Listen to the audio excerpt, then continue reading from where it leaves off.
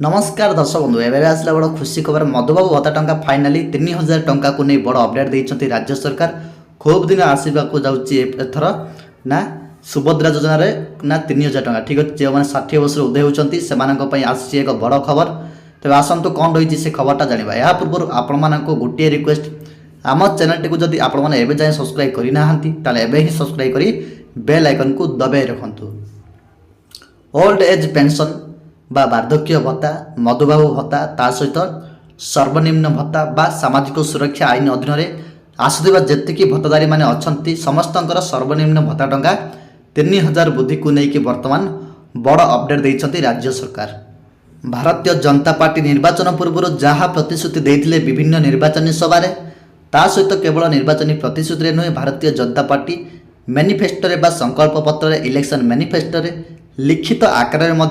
कि जदि सरकार ओडिशा रे क्षमता को आसे ताहले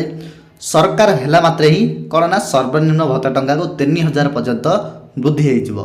सर्वनिम्न माने आपण माने बेस भल भाव जानते से 60 वर्ष उर्ध्व हो कि से किन्नर भत्ता हो कि से विधवा भत्ता हो कि से दिव्यांग भत्ता हो यही सबू भत्ता 3000 टंका सरकार देवा जाउछंती। तेबे सरकार गढ़िबार ऑलरेडी 2 वर्ष बीतीगला आपण माने एबे जाए आपण माने कोन ना अपेक्षा कर रही जितेबाला प्रथम बजेट अधिवेशन चलता तो से आप 3000 टंका एथर होमती आपने कौन ना आशा कर रखी किंतु 3000 टंका है ना प्रथम बजेट अधिवेशन तो चलीगला किंतु है ना जहाँफल आपर असंतुष्ट प्रकाश है मन ठीक अच्छे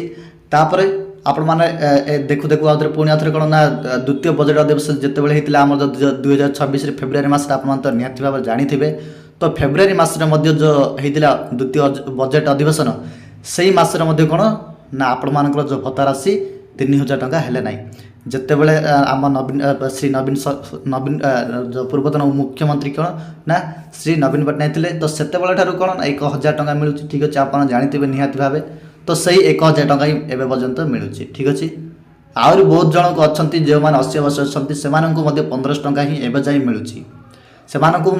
से 3500 टंका मिलना एवं जाए कहीं ना से किसी माने प्रॉब्लम थी जो डॉक्यूमेंट हो जहाँ भी जो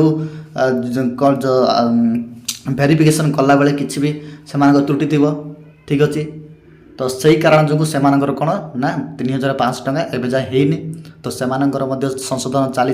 चली तो यही जब आसब नेक्स्ट टाइम तो से आसीज से 3500 टंका आ बाकी रहा 3000 टंका भत्ता राशि तो दर्शक बंधु मुझे कही रखुच्छी आपण मिल सरकार कौन यही कथा को भूली ना आपण कौन बहुत भलसे से मन रखिंट ठीक अच्छे तो बर्तमान से 3500 टंका कौन ना दे चलती आपण तो निहत भाव जानते जो मैंने 80 वर्ष हो तो आपण जो मैंने जो 60 वर्ष अच्छा तो से मिलवा जाऊँगी 3000 टंका भत्ता राशि कहीं ना जेहेतु आग को आसूँ इलेक्शन देखु सरकार से जो जिते कौन ना योजना गुड़िक से मन पकाती कार्यकारी कर दिखती जिते किसी फायदा ना इलेक्शन आसे ठीक अच्छे तो आप निहत भाव जानते सुभद्रा योजना हो से किसान योजना हो कि से आपर कौन प्रधानमंत्री आवास योजना हो ठीक अच्छे तो यही गुड़िक कौन जिते कौन ना इलेक्शन आसे तो से कौन सरकार रिलीज कर दिखती तो इलेक्शन पूर्व ही रिलीज कर दिखती आप निहत भाव जानते तो सेमती आपण जो 3000 टंका भत्ता राशि रही आग को आउ कि मस जाऊँगी आपर जो आम रही कौन ना पंचायत इलेक्शन आउ गए अच्छी कौन पौर इलेक्शन ठीक अच्छे ये दुईटा इलेक्शन आग को होगा जाऊँगी आउ ये दुईटा इलेक्शन पाई आपण मिलवा जाऊँगी 3000 टंका भत्ता राशि ठीक अच्छे तो देखो एमती किसी निर्दिष्ट तारीख मास केवे मिल एमती सूचना न आसले देखु जहाँ मन कौन केते बेले भी कौन निर्वाचन पूर्व से कौन कहते ना निर्वाचन पूर्व तो दर्शक मुझे आप कही रखुच्छी कौन सी भी मसरे आपर जो 3000 टंका भत्ता राशि मिल जापे ठीक अच्छे यही मसर 16 तारीख में मिल पारे कि आसंता मसरे भी मिल पारे एमती कौन निर्दिष्ट तारीख ना से आपको केवल धैर्य रखा पड़ो ठीक अच्छे केउ मसर भी आपण मिल जाव ठीक अच्छे आपर जो आगर जो भत्ता राशि जो रही जाइए जो पूर्वर 3 मासर बोधे रही जाइए ठीक अच्छे तो सही भत्ता राशि देदेव सब एड करके कौन मिसईकी सब जो टोटाल करके सरकार आपर कौन जो भत्ता देदेवे ठीक अच्छे सरकार टंकाटे भी आप रखे ना ଆଉ ଆପଣମାନେ ଭାବୁଛନ୍ତି ଏ ଭତ୍ତା ରାଶି ମିଳୁନାହିଁ, ତ ଭତ୍ତା ରାଶି ନା ଲାଗିନାହିଁ, କିନ୍ତୁ ଆମେ କ'ଣ ନା ଆମେ କ'ଣ ଆପଣମାନେ 60 ବର୍ଷ ହେଇଯାଇଥିବ, ଠିକ୍ ଅଛି ନା, ତ ଆପଣମାନେ ଭାବୁଥିବେ ମୋର 60 ବର୍ଷ ହେଇଯାଇଛି କିନ୍ତୁ ଚଳିନାହିଁ, ଠିକ୍ ଅଛି। ତ ଦେଖନ୍ତୁ ଯଦି ଆପଣମାନଙ୍କର ଯଦି ସବୁ କିଛି ଡକୁମେଣ୍ଟ ଠିକ୍ ଅଛି ତାହେଲେ ଆପଣମାନେ ଯାଇକି ଯଦି ଆପ୍ଲାଏ କରିବେ ତାହେଲେ ଆପଣମାନେ କ'ଣ ନା ଆପଣମାନେ ନିହାତି ଭାବେ କ'ଣ ନା ଭତ୍ତାରେ ଆପଣମାନେ ଯୋଡ଼ି ହୋଇଯିବେ, ଠିକ୍ ଅଛି, ଆପେ ଆପେ ଯୋଡ଼ି ହୋଇଯିବେ। ଆଗେ ଥିଲା କ'ଣ ନା ପୂର୍ବରୁ ଥିଲା ଯେଉଁ ଖାଲି ସ୍ଥାନ ବା ଯାହାର ମୃତ୍ୟୁ ହୋଇଯାଉଥିଲା ତାପରେ ଯାଇ ଯେଉଁମାନେ ଏଲିଜିବଲ୍ ହେଉଛନ୍ତି 60 ବର୍ଷ ଯେଉଁମାନେ ଅଧିକ ହେଉଛନ୍ତି ସେମାନଙ୍କୁ କ'ଣ ଭତ୍ତା ଲିଷ୍ଟରେ ଆଡ଼୍ କରାଯାଉଛି, ଠିକ୍ ଅଛି। ଏମିତି ଥିଲେ ଆପଣମାନେ ନିହାତି ଭାବେ ଜାଣିଥିବେ, କିନ୍ତୁ ଆଉ ବର୍ତ୍ତମାନ ସେହି ସୁବିଧା ନାହିଁ, ଠିକ୍ ଅଛି। ଯେଉଁମାନେ ବି ଏଲିଜିବଲ୍ ହେଉଥିବେ ଠିକ୍ ଅଛି, ଆପଣମାନଙ୍କର କୌଣସି ବି ମାନେ ବିନା ତ୍ରୁଟିରେ ଆପଣମାନଙ୍କର ଯେତିକି ଡକୁମେଣ୍ଟ ଯଦି